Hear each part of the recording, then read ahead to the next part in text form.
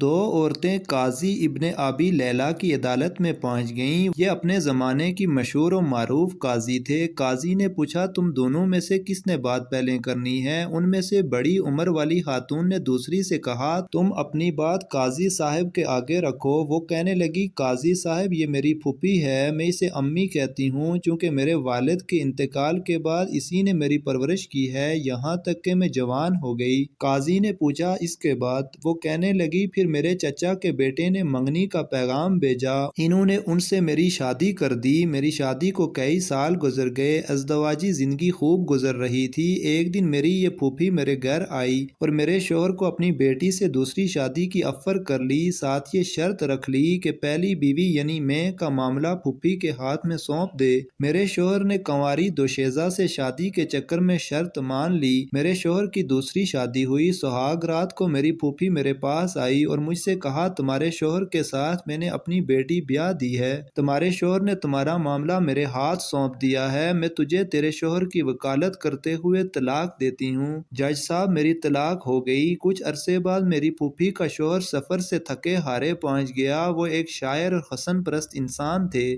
میں بن سنور کر اس کے آگے بیٹھ گئی اور ان سے کہا کیا آپ مجھ سے شادی کریں گے؟ اس کی خوشی کا ٹھکانہ نہ رہا، اس نے فوراً ہاں کر لی۔ میں نے ان کے سامنے شرط رکھ لی کہ آپ کی پہلی بیوی یعنی میری پھوپھو کا معاملہ میرے ہاتھ سونپ دیں۔ اس نے ایسا ہی کیا۔ میں نے پھوپھی کے شوہر سے شادی کر لی اور اس کے شوہر کی وکالت کرتے ہوئے اسے طلاق دے ڈالی۔ قاضی حیرت سے پھر وہ کہنے لگی قاضی صاحب کہانی ابھی ختم نہیں ہوئی۔ کچھ عرصہ بعد میرے اس شوہر کا انتقال ہوا۔ میری یہ پھوپھی وراثت کا مطالبہ کرتے پہنچ گئی۔ میں نے ان سے کہا کہ میرے شوہر نے تمہیں اپنی زندگی میں طلاق دی تھی، اب وراثت میں تمہارا کوئی حصہ نہیں ہے۔ جھگڑا طول پکڑا، اس دوران میری عدت بھی گزر گئی۔ ایک دن میری یہ پھوپھی اپنی بیٹی اور داماد میرا سابقہ شوہر کو لے کر میرے گھر آئی اور وراثت کے جھگڑے میں میرے اسی سابق شوہر کو ثالث بنایا۔ اس نے مجھے کئی سالوں بعد دیکھا تھا۔ مرد اپنی پہلی محبت نہیں بھولتا، چنانچہ مجھ سے یوں مل کر اس کی پہلی محبت نے انگڑائی لی۔ میں نے ان سے کہا کیا پھر مجھ سے شادی کرو گے؟ اس نے ہاں کر لی۔ میں نے ان کے سامنے شرط رکھ لی کہ اپنی پہلی بیوی